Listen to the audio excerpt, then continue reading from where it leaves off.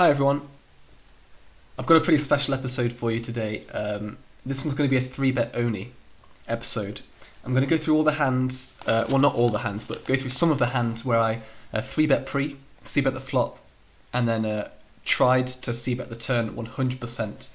I've played around 2,500 hands-ish on 5NL at Zoom 4-tabling playing this strategy, and let's just say it's led to some really interesting results. I want to whiz through some of the hands to demonstrate what exactly I'm talking about. So cut-off opens, we 3-bet fours. Cut-off defends. Flop a set on a monotone board. We save at 1/3, which we would do with our entire range. Get a call. Turn 5. Checks to us. Thinking about this, the double barrel, which we do. Double barrel for around 67% pot. Get a call, and this is a really bad river. Obviously we lose to flopped flushes. We lose to now turn straights. We're not going to get value from top pair anymore, so we just check it back. Win versus Queen Jack, which is kind of a loose peel pre, obviously, but that's the reason. That's one of the reasons why this strat works. Okay, we've got an open from the middle position. We 3-bet. Bear in mind, this strategy does involve me 3-betting quite wide in position. As I think I worded it, anything that's barely playable. Jack 10 offsuit is barely playable here, so we 3-bet it. Face an ace high board. We c-bet 1/3. Get a call on an ace. I'm just going to stick to the routine and just double barrel turn with 100% frequency and to get a call. Because villains overfold on the turn in 3-bet pots. Because he's not folded, he's got a strong hand which is probably not going to fold. Even on the flush river, I don't think ace x is going to fold, which is the main part of his range that I would be targeting. So I just check it back and give up. My man here has jacks, which is, I mean, he might fold, he might call, who knows. Just giving up is fine. Okay, here we've got raised from under the gun. We 3-bet pre. With fours, we flop a set. Barrel 1/3. Barrel slightly larger, because now we've got a value hand actually. We don't really want to bluff. Got a value hand that we want to get stacks in by the river. So we c-bet large. On the turn, get called, and the river queen, he checks. It's a really bad card because Jack 9 suited got there, and also we're not going to get value from like ace 10, king 10 if we jam anymore. Like if the river was a 3, we could consider jamming to try and get called by top pair and overpairs.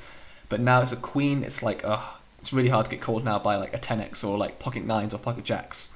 So we have to c-bet quite small on the river if we want to get value. I think maybe a bit bigger, maybe like 140, but this is fine. And we get snapped. Absolutely snapped off by the ace 3 suited. I mean, yeah, he floated us on the flop for some reason.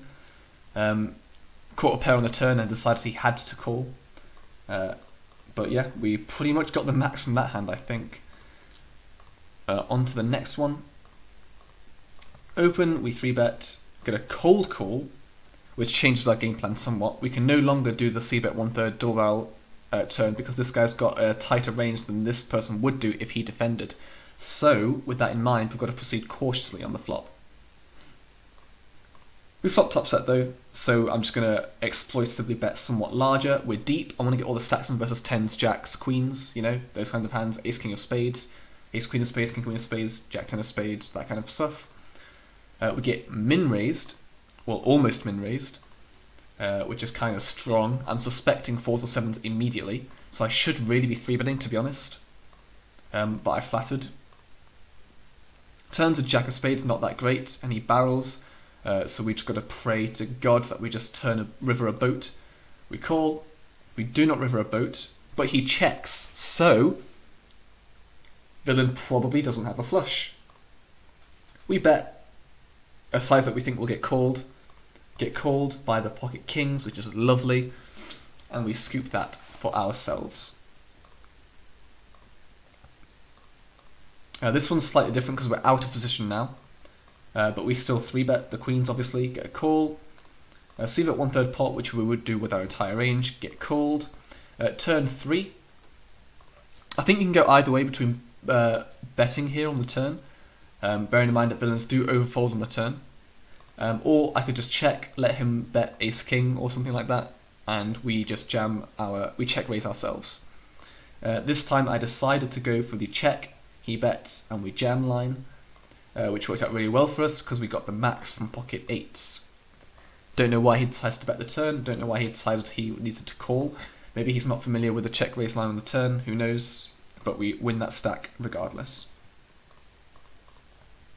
Pocket 10s, we 3-bet in position, get a call, flop middle set, we see bet 1/3, which we would do with our entire range, and we get check raised. This check raise is really nice for us because obviously this is we've got the second nuts. Player doesn't really have kings very often, like at all. He's going to do this with ace king, maybe. He might have queen jack of clubs. He might have pocket 7s. Against such a nutted range, because remember, players don't really check raise the flop in 3-bet pots very often at all. We're just going to exploitively jam and get all the value in right here, rather than like, you know, the 9 of clubs coming off when we don't get the max from pocket 7s or ace king. So we jam ourselves, get called. We run it twice, and we beat 7s both times. Like, he had to make quads, so really hard for him to win that. And finally, one of my favourite hands. We get an open, we 3-bet kings pre, get a call. Flop's good, we see bet 1/3, which we would do with our entire range, get called. Jack of clubs. Now, the jack of clubs turn is really interesting because a lot of his defending range is going to have a jack that turns trips, or it's going to have a flush draw that makes a flush on the turn.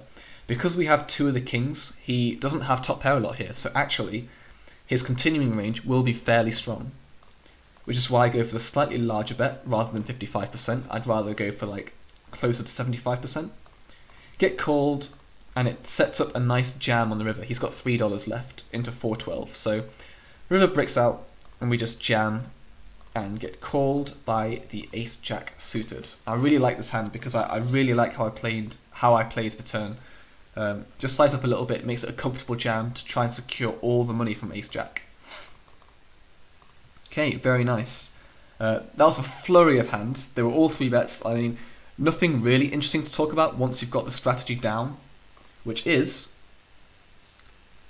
c-bet 1/3 flop, barrel turn with 100% frequency. Right?